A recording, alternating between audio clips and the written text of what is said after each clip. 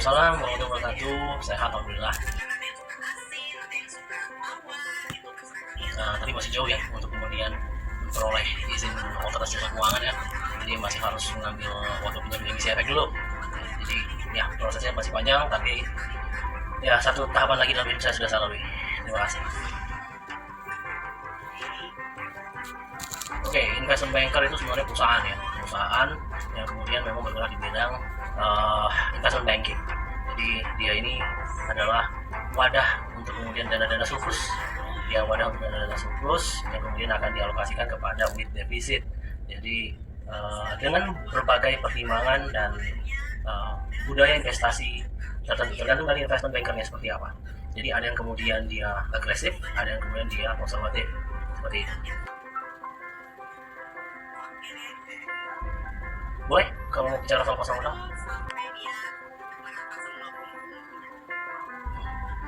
Baik, pasar modal kalau mengacu pada pasal 1 angka 13 Undang-Undang Nomor 8 Tahun 95 tentang pasar modal, maka didefinisikan pasar modal sebagai suatu kegiatan. Dia bukan pasar ikan. Jadi kegiatan yang melibatkan atau terkait dengan penerbitan efek perdana, transaksi atau jual beli efek yang dilakukan juga oleh lembaga pasar modal, kemudian dilakukan oleh perusahaan efek, kemudian kegiatan-kegiatan yang melibatkan profesi penunjang dan profesi pasar modal. Nah, intinya di sana. Jadi dia adalah bentuk kegiatan pasar modal itu, ya, atau capital market ya.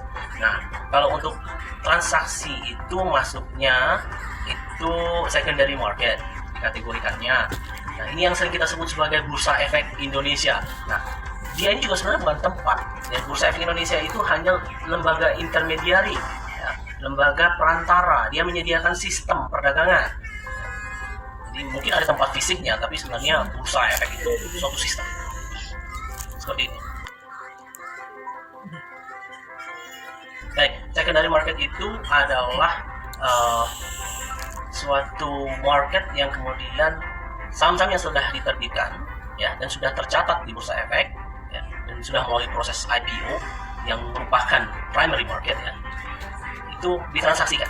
Jadi kalau transaksi-transaksi yang kita lihat itu, yang kita dengar itu transaksi di bursa katanya, di bursa efek atau IDX atau di New York Stock Exchange atau di KOSPI, itu masuknya ke kegiatan yang dilakukan di secondary market. Jadi setelah IPO, initial public offering atau penawaran saham perdana, ya, suatu perusahaan itu kemudian sahamnya bisa ditransaksikan oleh publik itu melalui sistem yang disediakan oleh Bursa Efek. Nah, kalau di Bursa Efek Indonesia sekarang sistemnya Judge Next G ya, Next Generations seperti itu. Oke, proses IPO, kompetensi saya ya sebagai investment banker. Jadi proses IPO sebenarnya kalau dari sudut pandang penjamin emisi efek itu ada 5 ya, ada 5. Jadi ada pre-IPO, ada tahapan persiapan, ada tahapan marketing, kemudian ada tahapan IPO-nya atau penawaran saham perdananya, kemudian baru terakhir adalah tahapan pencatatan Bursa Efek. Baik, kalau untuk tahapan pre-IPO ini sebenarnya tahapan yang kemudian muncul atau dari sisi penjamin emisi efek ya, perusahaan penjamin emisi efek. Jadi ada perusahaan efek itu ada saja yang kemudian memiliki 3 izin ya, melakukan kegiatan manajer investasi, ada juga yang melakukan kegiatan penjaminan emisi efek atau melakukan kegiatan perantara pedagang efek. Tapi intinya mereka harus punya dulu perantara pedagang efek dulu ya sebelum punya yang lainnya. Jadi kalau yang lainnya tambahan bisa. Ada yang bisa punya 2 izin, ada yang bisa punya 1 izin saja, tapi harus perantara pedagang efek. Ya. Nah, seperti itu. Nah, untuk tahapan persiapan itu dilakukan oleh perusahaan efek yang memiliki fungsi penjamin emisi efek pre-IPO. Jadi dia akan kemudian mencari ya, data terkait dengan perusahaan-perusahaan yang memiliki potensi untuk melakukan IPO yang bisa ditawarkan untuk kemudian melakukan IPO. Kemudian dia akan pitching klien, ya, dia akan dekati kliennya. Setelah itu baru dia mempresentasikan ya hasil penelitiannya dia, analisisnya dia. Kalau tertarik, ya calon emiten ini tertarik, maka dia akan kemudian melakukan pemberian mandat letter untuk menunjuk si penjamin emisi ini itu untuk melaksanakan emisi efek atau penawaran saham perdana. Nah, tahapannya baru sampai di sana ya. Kalau untuk kemudian pre-IPO. Baik, emiten itu pihak yang melakukan emisi efek atau pihak yang menerbitkan emitting atau melakukan penerbitan efek. Oh, tidak bisa langsung IPO, tadi kan saya sudah sampaikan ya. Pre-IPO itu dari sisinya penjamin emisi ya. Tapi kalau misalkan IPO-nya sendiri itu tahapan persiapan dulu. Tahapan persiapan itu setelah mandat letter itu diberikan kepada penjamin emisi ini kemudian akan berkoordinasi dengan pihak-pihak yang akan terlibat di dalam IPO itu. Jadi termasuk agen penjual, kemudian yang pasti dan diperlukan itu adalah profesi penunjang ya, pasar modal ya, akuntan publik, kemudian konsultan pasar modal, kemudian penilai, kemudian ada notaris juga. Nah, ini harus terlisensi dan terdaftar di OJK semua ya kalau untuk profesi penunjang pasar modal ini. Ya, seperti biasa ya, sektor keuangan itu sangat ketat ya, masalah perizinan. Jadi dia koordinasikan dulu, nanti dia juga akan kemudian menyarankan apakah kemudian perusahaan yang tertutup ini ya, emiten ini masih statusnya perusahaan tertutup, itu untuk kemudian melakukan restrukturisasi. Ada 3 restrukturisasi biasanya, restrukturisasi unit usaha, organisasi, dan kemudian restrukturisasi modal. Nah, salah satu contohnya kalau restrukturisasi modal itu debt to equity swap, itu biasa dilakukan itu dalam proses IPO ya. Jadi sebelumnya ya, tahapan persiapan IPO ya. Kenapa kemudian dia wajib untuk kemudian melakukan restrukturisasi? Karena kalau kita mengacu kepada Undang-Undang PT ya, Undang-Undang PT nomor 40 tahun 2007 ya, pasal terbatas. Nah, restrukturisasi itu harus dilakukan ketika kemudian dia akan menjadi perusahaan terbuka, dan ini harus melalui LPS ya, Rapat Umum Pemegang Saham sebagai organ tertinggi di dalam perusahaan terbatas secara hukumnya. Jadi ini tahapannya sangat panjang ya, jadi harus benar-benar hati-hati untuk kemudian melakukan IPO. Tidak tiba-tiba saya ingin besok jadi IPO dilaksanakan saja. Jadi tahapan persiapan ini sangat penting, karena setelah menunjukkan para profesi penunjang dan pihak-pihak lain yang terlibat, dia harus siapkan untuk dokumen-dokumen yang dibutuhkan untuk ya, pendaftaran ke OJK ya, pernyataan pendaftaran awal ke OJK, kemudian dia harus siapkan juga proses untuk pencatatan awal ke Bursa Efek, kemudian dia pencatatan juga kepada KC ya, Custodian Central Efek Indonesia. Itu 3 pihak itu yang akan kemudian terlibat di dalam proses IPO, Initial Public Offering ini. Jadi dokumen-dokumennya, kalau misalkan saya mau jabarkan, dokumennya ada anggaran dasar, hasil rapat-rapat, perjanjian kredit, kemudian ada juga spesimen tanda tangan dari komisaris dan direksi dan pihak-pihak lain yang terlibat ya, termasuk dari profesi penunjang ya. Kemudian ada juga laporan keuangan 3 tahun berturut-turut ya, yang ke belakang, dan itu kemudian yang harus mendapatkan comfort letternya akuntan publik itu statusnya sekarang wajar tanpa modifikasi ya, wajar tanpa modifikasi. Dulu itu wajar tanpa pengecualian, sekarang wajar tanpa modifikasi. Kemudian dia juga harus menunjukkan riwayat hidup direksi dan komisaris, kemudian surat pernyataan bermoral dari komisaris dan direksi dan akan patuh pada undang-undang. Kemudian ada juga surat pernyataan tidak sedang dalam perkara, tidak pernah dipidana. Nah, ini harus dipersiapkan semua, termasuk misalkan dari konsultan hukum pasar modal itu dia mengeluarkan legal opinion. Nah, konsultan hukum pasar modal juga kemudian mendata perjanjian-perjanjian. Ya. Ini nanti akan kemudian disampaikan juga di dalam prospektus ya. Kalau untuk prospektus ringkas sedikit saja, prospektus awal ya, itu untuk proses building. Nah, seperti itu. Jadi prosesnya untuk tahapan persiapan ini banyak sekali harus dipersiapkan. Selain melakukan restrukturisasi, kemudian mempersiapkan dokumen ya, legalitasnya.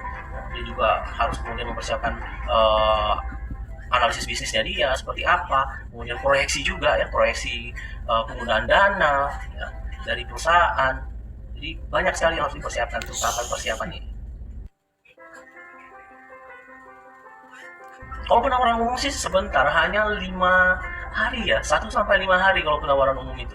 Proses persiapannya yang cukup sulit. Nah, yang tadi kita dari proses persiapan kita bisa lanjut ke proses marketing. Marketing itu tidak sembarangan ya. Setelah kemudian melakukan pendaftarannya, pernyataan pendaftaran awal ke Otoritas Jasa Keuangan, dia akan menunggu dulu untuk kemudian dikeluarkan izin publikasi ya, izin publikasi. Nah, ini juga setelah untuk yang awal ya, pernyataan pendaftaran awal ini bisa kemudian malah OJK, tanggapan OJK itu malah meminta kelengkapan dokumen. Nah, setelah diminta, baru setelah kemudian kita serahkan, dan apabila tidak ada lagi yang diminta, baru kemudian OJK akan mengeluarkan izin publikasi. Setelah izin publikasi, maka prospektus awal itu bisa kemudian diterbitkan di surat kabar. Nah, setelah diterbitkan di surat kabar, baru itu boleh untuk kemudian melakukan proses roadshow atau book building. Jadi pihak penjamin emisi beserta timnya ya, yang lain ya, itu bisa kemudian menawarkan mencari klien, atau mungkin sudah ada standby buyer mungkin saja. Nah, tapi kalau misalkan dia melakukan marketing ya, mencari ya, mencari harga yang tepat itu berapa sih, investor-investornya mana, bisa dilakukan di luar negeri, bisa dilakukan di dalam negeri, ya gitu. Jadi prosesnya cukup unik dan seru ya sebenarnya kalau untuk proses marketing itu. Ada beberapa pihak, kalau ada beberapa pihak, ada banyak ya pihak-pihaknya. Jadi ada profesi penunjang, ada profesi pasar modal juga, ya, wakil perantara, pedagang efek, penjamin emisi, wakilnya ya, bukan perusahaannya. Kemudian ada agen juga, agen penjual bisa. Kemudian ada manajer investasi juga bisa terlibat. Jadi masih kalau profesi penunjang tadi kan sudah ya. Nah, ya pihak-pihaknya yang terlibat cukup banyak lah. Oke, masuk kita ke tahapan IPO-nya ya. Setelah marketing, setelah dia memperoleh harganya, maka dia harus cantumkan itu di dalam prospektus ya. Nah, dia juga sebelum itu juga dia malah perusahaan ya yang kemudian akan melakukan emisi efek ini atau emiten ini, itu wajib untuk kemudian menyampaikan laporan publikasi dulu ya, laporan publikasi pada Otoritas Jasa Keuangan. Jadi publikasi saja harus laporan banyak sekali harus dilakukan ya, dalam proses IPO ini. Setelah laporan publikasi, OJK kemudian menyatakan efektif ya. OJK menyatakan efektif pernyataan pendaftarannya ya. Itu baru bisa dilaksanakan IPO yang jangka waktunya 1 sampai 5 hari itu ya. Pernyataan efektif dari Otoritas Jasa Keuangan terhadap pernyataan pendaftarannya emiten ini bukan bentuk konfirmasi atas kebenaran ya, yang pasti itu. Nanti di dalam prospektus itu dicantumkan ya, bahwa pernyataan efektif dari OJK ini tidak kemudian merupakan bentuk pernyataan kebenaran atas isi dari prospektus yang seperti itu. Nanti ada dicantumkan di halaman depan di bagian atas itu dari prospektus. Jadi setelah dinyatakan efektif, maka kemudian itu bisa dilaksanakan IPO 1 sampai dengan 5 hari ya. Kalau dia oversubscribe ya, ada yang kemudian sangat tertarik ya, pihak-pihak ini sangat tertarik membeli saham tersebut atau efek tersebut, maka biasanya akan dilakukan allotment atau pencatahan, dan yang biasanya menjadi manajer pencatahan atau manajer allotment itu adalah akuntan publik ya. Nanti laporan pencatahan juga itu harus disampaikan kepada Otoritas Jasa Keuangan ya. Nah, setelah itu baru nanti akan di pembayaran kembali. Kalau misalnya ada allotment ya, nanti dia akan di refund juga ya, dilakukan proses refund kepada investor, kepada para pembeli. Nah, setelah itu baru kemudian selesailah masa penawaran. Ya, setelah selesai masa penawaran, dia akan menyampaikan laporan juga terkait dengan masa penawaran, baru kemudian dilakukan pencatatan di bursa efek ya, tergantung dari jumlah kapitalnya, tergantung dari ada syarat-syarat lain ya, itu untuk pencatatannya di mana. Jadi ada pencatatan di papan utama, pencatatan di papan pengembangan, pencatatan di papan akselerasi ya. Kalau akselerasi ini tidak terlalu ketat lah. Papan akselerasi tidak ada kebutuhan untuk menyerahkan laporan keuangan 3 tahun berturut-turut dengan mendapatkan cover letter atau pernyataan dari akuntan publik itu sebagai wajar tanpa verifikasi, itu tidak ada kalau untuk pihak ya, perusahaan-perusahaan yang akan melakukan emisi tapi pencatatannya di papan akselerasi ya, seperti itu. Oke, kalau untuk kemudian bisa melakukan transaksi di bursa efek ya, transaksi efek di bursa efek ya, jadi itu harus kemudian membuka rekening dulu. Ada 2 rekening nih, ada sub rekening efek, ada rekening dana nasabah, dan kemudian ada SID ya. SID ini single investor identification ya, itu hanya satu dimiliki oleh setiap investor SID. Nah, ini bisa dilakukan dengan menghubungi wakil perantara pedagang efek, baik yang itu pemasaran ataupun pemasaran terbatas atau yang full ya, wakil perantara pedagang efek ini yang memiliki kewenangan untuk melakukan segala jenis transaksi efek di bursa ya, itu WPPL full ya, wakil perantara pedagang efek yang full. Tapi kalau untuk pemasaran terbatas dan pemasaran itu ada batasannya mereka untuk melakukan tindakannya. Nanti wakil perantara pedagang efek, baik itu yang pemasaran maupun pemasaran terbatas ataupun yang full, itu akan kemudian melakukan identifikasi dan kemudian melakukan profiling resiko dari nasabah. Dia akan menanyakan juga tujuan untuk melakukan investasi itu apa ya, sumber dananya dari mana, seperti itu. Jadi dia akan mengisi form KYC-nya ya, dia akan mengisi form KYC, kemudian setelah jelas ya, setelah terdata semua oleh WPPE, dia akan kemudian meminta dokumen-dokumen yang dibutuhkan itu untuk melakukan pembukaan rekening ya. Ada rekening dana nasabah, ada super rekening efek ya. Jadi syarat-syaratnya itu hanya 3, KTP, NPWP, dan juga halaman depan dari buku tabungan. Jadi sangat mudah sekali untuk kemudian melakukan pembukaan rekening dana nasabah dan juga untuk melakukan pembukaan rekening super rekening efek ya. Nah, jadi ini juga yang mengurus ya, semuanya itu yang mengurus adalah wakil perantara pedagang efek, karena nanti Mas itu ya, misalkan membuka rekening, yang melakukan transaksi efek, itu akan memberikan surat kuasa ya, menandatangani surat kuasa kepada wakil perantara pedagang efek itu untuk kemudian melakukan mengeksekusi transaksi ya, kemudian untuk kemudian mendapatkan dividen, kemudian juga untuk kemudian melakukan pengurusan pembukaan untuk rekening dana nasabah, melakukan pengurusan untuk pembukaan super rekening efek ya, untuk pengurusan SID juga. Jadi semuanya ini akan diurus oleh wakil perantara pedagang efek setelah memberikan surat kuasa ya kepada wakil perantara pedagang efek tersebut ya. Jadi sangat mudah untuk melakukannya. Serahkan saja kepada wakil perantara pedagang efek. Jadi tinggal tunggu saja. Nanti setelah penandatanganan perjanjian nasabah, ada perjanjian nasabah juga. Jadi setelah penandatanganan perjanjian nasabah ya, itu baru kemudian WPPE itu akan mengadministrasikan ya. Karena dia kan sudah memegang kuasa nih. Dia akan mengadministrasikan nih data-data nasabahnya ya, formulirnya ya. Nah, setelah itu baru dia akan menginformasikan kepada nasabahnya hasil proses pembukaan rekening ini. Nanti nasabahnya dapat SID juga. Jadi ada 3 hal yang kemudian akan didapatkan nasabah, yaitu SID, Single Investor Identification, kemudian dia akan mendapatkan juga rekening dana nasabah atau RDN, kemudian dia akan dapatkan juga super rekening efek atau SRI ya, seperti itu. Nah, nanti setelah itu, setelah selesai diinformasikan nih hasilnya sudah berhasil dibuka, nah, baru kemudian si WPPE ini dia akan kemudian meminta deposit awal nih, berupa uang maupun saham, seperti itu. Barang sitaan negara ya, bukan barang sitaan negara ya. Barang itu SID itu ibaratnya KTP lah ya, KTP untuk kemudian dapat melakukan transaksi ya di pasar modal ya, gitu. Jadi bursa efek ya, jadi KTP-nya ada 15 angka ya, 15 ya, angka juga, tapi ada huruf juga. Yang pertama itu 2 digit pertama itu berupa huruf dia, untuk kemudian mengenali ini mutual fund atau investor retail atau kemudian dia perusahaan. Jadi bisa dilihat di 2 digit depannya. Nanti yang berikutnya baru dia domestik atau foreign, baru kemudian setelahnya itu tanggal lahir tanggal lahir dari nasabah dengan bulannya, kemudian nanti tanggal pembukaan rekening juga ya, rekening dana nasabah. Nah, ini rekening dana nasabah ini ya tempat untuk kemudian menaruh uang kita dan ataupun hasil transaksi ya. Misalnya kita melakukan penjualan efek, nanti dana hasil penjualan tersebut masuknya ke rekening dana nasabah. Kalau sub rekening efek itu kalau kita membeli saham atau efek lain, itu nanti akan masuknya ke sub rekening efek. Jadi dia buat menyimpan efek. Kalau RDN itu rekening dana nasabah itu untuk kemudian menyimpan uang ya, seperti itu. Baik, untuk kemudian melakukan transaksi ya, efek baik jual maupun beli, saya sarankan untuk kemudian mendengarkan rekomendasi atau mempelajari rekomendasi dari analis efek.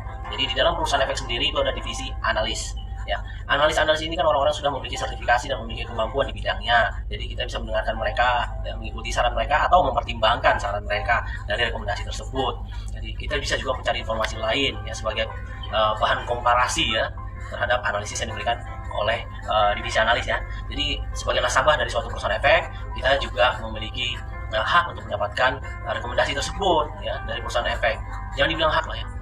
Itu service dari perusahaan efek ya, untuk kemudian memberikan rekomendasi efek-efek saja kemudian oke untuk dibeli atau dijual ya. Nah, setelah itu baru bisa kemudian memberikan instruksi jual maupun instruksi beli. Nah, kalau misalnya sudah memberikan instruksi jual maupun beli, divisi perdagangan efek itu yang akan kemudian melakukan validasi dulu apakah dananya ada atau tidak, atau saham yang mau dijual ada atau tidak ya. Setelah validasi, mendapatkan otorisasi untuk kemudian melakukan jual atau beli, baru kemudian dilaksanakan dieksekusi perintah tersebut atau instruksi tersebut, dimasukkanlah itu ke dalam sistemnya terintegrasi dengan sistemnya bursa efek. Nah, nanti kalau misalkan sudah match atau ketemu ya, sudah match, dikonfirm sama BEI itu, sama bursa efek bahwa ini sudah match atau sudah ketemu nih ya. Nah, jadi setelah itu baru dia memberikan trade confirmation itu kepada nasabahnya. Seperti itu sistemnya. Ada juga kemudian ordernya di amandemen ya, di amend gitu. Tapi untuk amend itu biasanya harus kemudian minta persetujuan dari director biasanya ya, untuk kemudian amend ya. Seperti itu.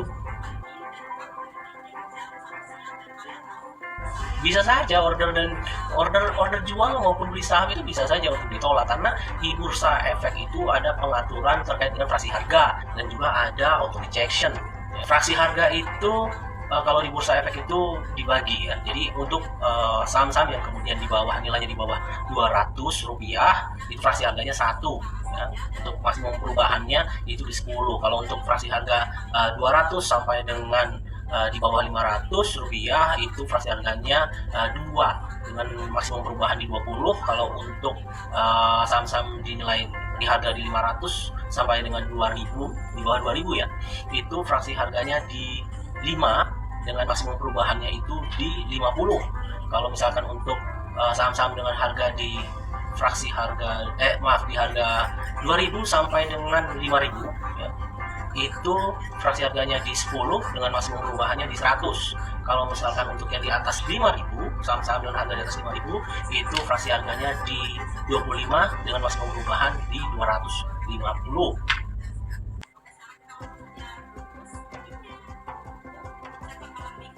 Auto rejection ya, selain juga fraksi harga, dilihat dari fraksi harga itu bisa juga dari auto rejection ya, yang sudah ditetapkan. Kemarin itu auto rejectionnya yang baru itu di tanggal 5 Juni kalau tidak salah, tanggal 5 Juni 2023 itu lebih terbitkan auto rejection yang baru. Jadi kalau untuk auto rejection itu dibagi dua, auto rejection atas atau ARA, auto rejection bawah ya, ARB itu. Jadi kalau untuk ARB-nya sama semua ya, sama semua di 15%. Kalau untuk ARA-nya itu, kalau untuk yang harga 50 sampai 200 itu di 35%. 50 sampai 200 rupiah itu di 35%. Kalau untuk 200 sampai dengan 5.000 itu di 25%.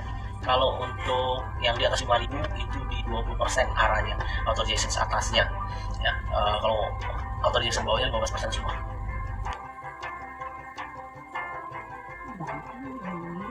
Bisa saja perdagangan di bursa efek itu dihentikan ya, tapi tidak tiba-tiba. Jadi disebutnya trading halt. Trading halt itu sangat terkait dengan pergerakannya IHSG atau indeks harga saham gabungan. Jadi apabila kemudian terjadi penurunan IHSG, indeks harga saham gabungan itu terjadi penurunan 5%, itu dia akan dilakukan trading halt selama 30 menit.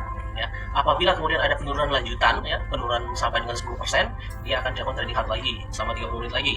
Tapi apabila kemudian dia sudah 15%, ya, penurunannya itu bisa saja kemudian dilakukan trading halt satu sesi perdagangan.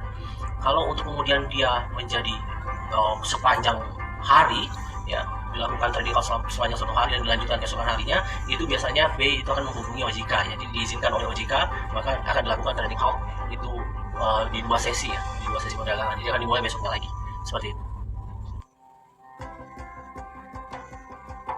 Baik, sebelum kita bicara mengenai berapa biaya transaksi di bursa efek, ya, itu kita bicara dulu mengenai pasarnya dulu.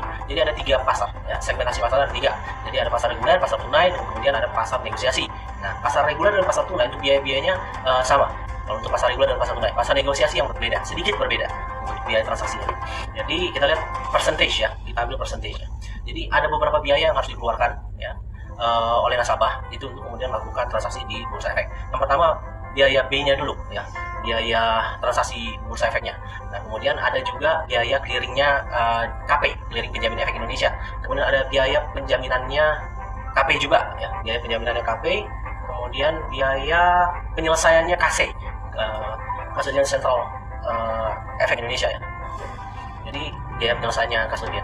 Nah, ada juga PPN 11% ya, PPN 11%. Yang kalau untuk PPH-nya 0,1% ya, untuk transaksi jual saja untuk PPH. Jadi untuk total, kita bicara total saja deh. Kita bicara total untuk biaya transaksi jual dan transaksi beli ya. Transaksi jual di pasar reguler dan pasar tunai. Ya. Transaksi jual pasar reguler dan pasar tunai itu 0,14333% ya. Untuk transaksi belinya di 0,5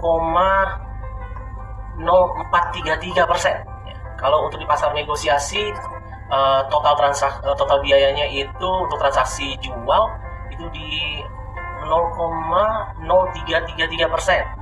Ya. Kalau untuk 0,133%. Kalau untuk transaksi jualnya di 0,0333%. Kalau untuk di pasar negosiasi, jadi bedanya dikit lah, bedanya dikit. Baik, kalau bicara soal obligasi, mau tidak mau kita bicara soal sukuk ya, karena kita sedang bicara transaksi IBUS atau efek bersifat utang dan sukuk. Ya. Jadi kalau efek bersifat utang dan sukuk itu ada 3 mekanisme transaksi. Jadi ada Central Limit Order Board, ada RFQ, ya, RFQ Request for Quotations, kemudian RFO Request for Order. Jadi kalau untuk yang Central Limit Order Board dengan RFQ, ya, Request for Quotations itu sifatnya anonymous. Ya, kalau request for order itu non anonymous, jadi para pihak saling mengetahui. Ya. Kalau misalkan yang dua CLOB dengan RFQ itu anonymous ya, para pihak tidak saling mengetahui seperti itu. Ya. Dan ditransaksikannya juga melalui SPPA, ya, ada sistem online-nya juga ya, PLTE itu. Baik, biaya transaksi IBUS di SPPA, oke. Kalau tidak salah itu dibagi menjadi 3. Ya. Dilihat dari transaksinya itu baru dihitung itu setelah 1 bulan. Nah, perbedaannya itu kalau untuk IBUS itu dihitungnya per bulan. Jadi apabila transaksinya itu sampai dengan 100 miliar, itu biaya transaksinya di 0,0015%. Kalau untuk kemudian transaksinya dari 100 miliar sampai dengan di bawah 500 miliar, itu di 0,0125%. Nah, kalau untuk kemudian transaksinya 500 miliar lebih, itu biaya transaksinya di 0,001%. Ya. Jadi tapi perhitungannya per bulan ya. Penyelesaian transaksi apa nih? Kalau misalkan untuk di pasar reguler ya, untuk ekuitas ya, di pasar reguler itu T+2. Kalau untuk pasar tunai itu di T+0 ya. Kalau negosiasi ya tergantung negosiasi. Kalau untuk IBUS sendiri, untuk penyelesaian transaksinya itu tergantung juga. Kalau misalkan yang tadi ya, kita bicara Central Limit Order Board itu T+2. Kalau misalkan untuk RFQ atau Request for Quotations itu T+7, T+7. Kalau misalkan untuk RFO itu T+7 juga, dia sama dengan RFQ. Request for Order itu sama dengan Request for Quotations ya, untuk penyelesaian transaksi melalui SPPA ya, seperti itu. Baik, kalau kita mau bicara mengenai produk-produk pasar modal apa saja yang kemudian ditransaksikan di pusat Indonesia, kita bagi menjadi 4 saja dulu. Yaitu yang pertama adalah produk yang sifatnya ekuitas, kemudian mutual fund, ada juga pendapatan tetap, dan ada derivatif. Kalau ekuitas ada saham, ya, ada HMTD, ya, rights, ya, hak usaha efek terlebih dahulu, kemudian ada warrant juga, kemudian ada depository receipt, ya. Nah, kemudian kita bicara juga masuk ke mutual fund. Mutual fund ada reksadana, ada ETF ya, ada DIRE ya, dana investasi real estate, ada juga DINFRA, dana investasi infrastruktur, kemudian ada EBA juga, efek berguna aset. Nah, itu untuk mutual fund tuh. Nah, kalau kemudian kita bicara pendapatan tetap ya, ada obligasi pemerintah, ada obligasi korporasi ya, kemudian ada sukuk juga ya. Kemudian kalau misalnya kita mau bicara soal produk derivatif ya, derivatif itu ada futures, ada options, ada warrant struktur. Ya, itu yang diperdagangkan. Tapi jangan lupa ada indeks juga. Ya. Indeks harga saham gabungan, ada yang LQ45, ada yang JII, ada yang kemudian AJX30. Jadi ada banyak sebenarnya. Ya. Futures ada ya, futuresnya LQ ya, Spotify juga ada. Jadi ada banyak produk yang kemudian dijual pasar modal. Produk pasar modal apa yang kemudian akan menguntungkan? Ya pertama kita lihat dulu diri kita, tingkat resiko yang kita mau ambil seperti apa. Kalau kita bicara saham ya, dia fluktuasinya tinggi ya, itu resikonya tinggi, high risk high return. Kalau kita mau main aman ya kita ambil reksadana ya. Kalau main aman kita ambil reksadana lah, mutual fund ya, karena kan ini sudah di manage sama manajer investasi juga ya. Tapi ada resiko manajer investasi masalahnya, jadi tergantung dari manajer investasinya seberapa bagus manajer investasinya kalau main di reksadana ya. Nah, tergantung juga kita mau investasi jangka panjang atau kita mau trading nih ya, spekulasi nih ya, trading. Nah, kalau investasi jangka panjang ya kita harus carinya produk-produk yang kemudian benar-benar kita bisa pegang untuk jangka panjang. Jangan kemudian ditradingkan daily trade ya atau hourly trade, itu bahaya sekali ya, kalau kita tidak bisa menerima tingkat risiko tersebut. Jadi masalah memilih produk-produk apa yang kemudian baik ya, untuk diri kita masing-masing itu tergantung diri kita masing-masing. Tapi yang pasti saran saya kita harus kemudian mau untuk melakukan analisis fundamental ya, terkait dengan saham, obligasi, reksadana ya, entah ETF, entah DIRE, entah DITRA, entah itu EBA. Jadi kita harus melakukan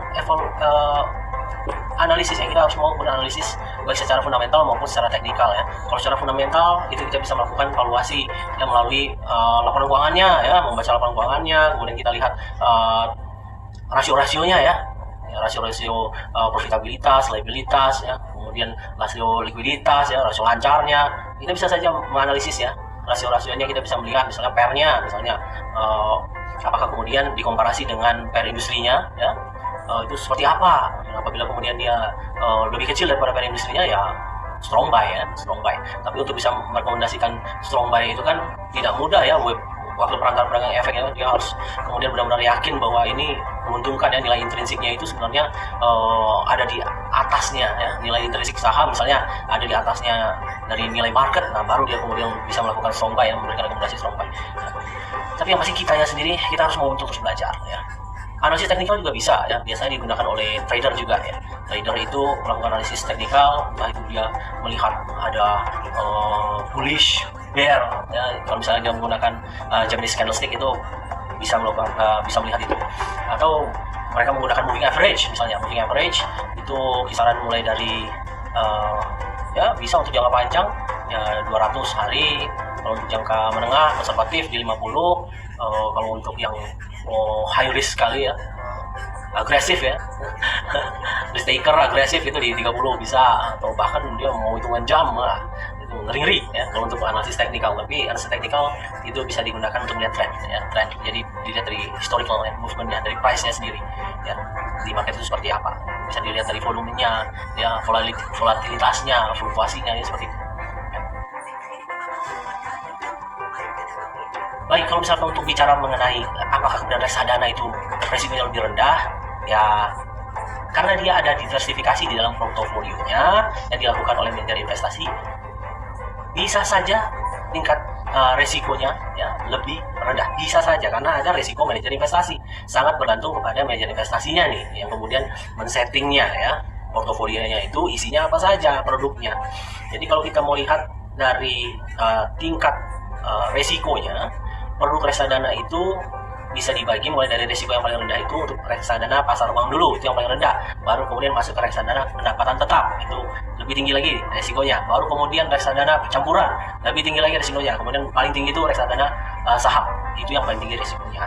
Jadi ya tergantung dari bagaimana kita melihat resiko itu apa sih. Masing-masing orang berbeda loh. Baik, nanti kita lanjutkan lagi karena saya rasa sudah cukup ya informasi yang saya berikan ya, karena ini wawancaranya ini curhat atau apa ya. Nanti inilah, kalau misalkan saya sudah dapat izin wakil perantara pedagang efek, nanti Mas jadi klien saya lah, yang pertama ya, klien pertama saya.